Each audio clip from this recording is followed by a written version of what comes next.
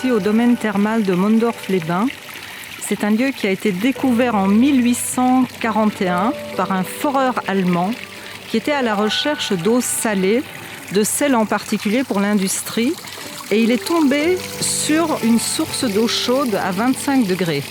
C'est ensuite qu'on a découvert les propriétés bénéfiques de cette eau soufrée, cette eau salée, qui également prouve qu'à la préhistoire, la mer venait jusqu'au Luxembourg. Il y a d'ailleurs aussi des squelettes de plésiosaures qui ont été trouvés à Luxembourg.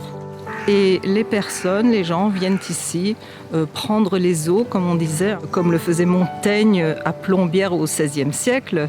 Ils viennent s'immerger dans les bassins d'eau chaude, ils viennent faire des saunas et ils viennent boire l'eau médicinale.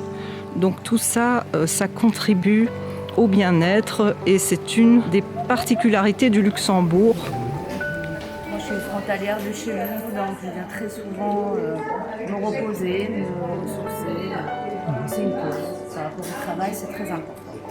Est-ce que vous nagez? Vous buvez l'eau en question? Oui, bien sûr, oui, c'est ça le contexte des choses. Et vous avez senti un effet après la petite cure? Oui. C'est reposant, ça fait du bien à la peau également? Pour la peau et puis psychologiquement et plein de choses. C'est une belle ressource.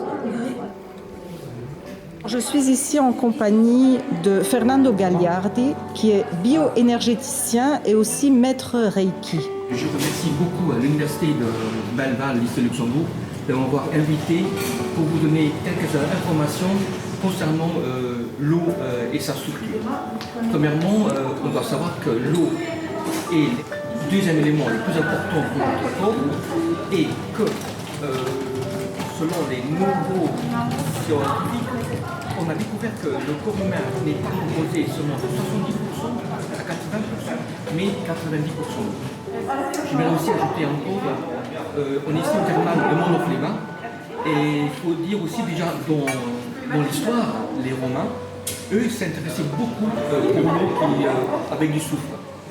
Et donc c'est pour cela que quand ils partaient quelque part dans le monde, donc ils se plaçaient seulement où il y avait des sources avec de l'eau et du soufre.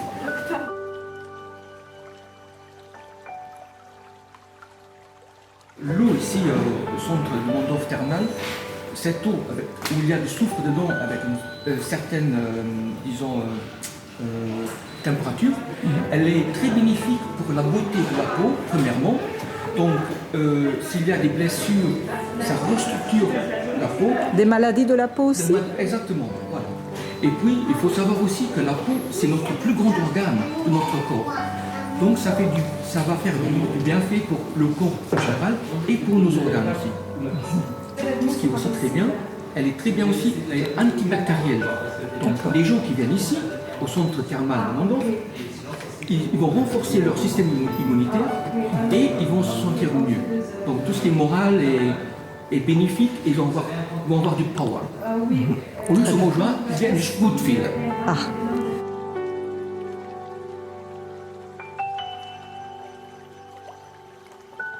Alors Fernando Gagliardo, j'avais encore une question. Y a-t-il une différence de composition entre cette eau de Mondorf et l'eau industrielle qu'on trouve dans les bouteilles en plastique au supermarché? L'eau ici, qui est au Mondorf thermal, ici l'eau elle a une certaine structure, donc c'est-à-dire les molécules, disons, de sodium, potassium, magnésium, ammonium, calcium, strontium, manganèse et fer. Donc ces molécules, ils ont une structure vivante. Par contre, dans l'eau industrielle, donc l'eau qui est mise dans les bouteilles en plastique, cette eau, elle contient aussi les minéraux qu'on a vus ici, mais la différence est que l'eau industrielle qui est mise dans les bouteilles en plastique, quand les humains, nous, on boit cette eau, je la bois, la molécule, elle est déformée. Donc mon corps ne va pas reconnaître le calcium, le magnésium ou le manganèse, donc ça va être des déchets, on peut dire, pour notre corps. C'est-à-dire que nos propres minéraux, ils vont devoir les accrocher, ces déchets, ces molécules déformées, pour les faire évacuer. C'est-à-dire, en fin de compte, on va se faire plus de mal que du bien. Et c'est ainsi qu'on peut avoir des pathologies.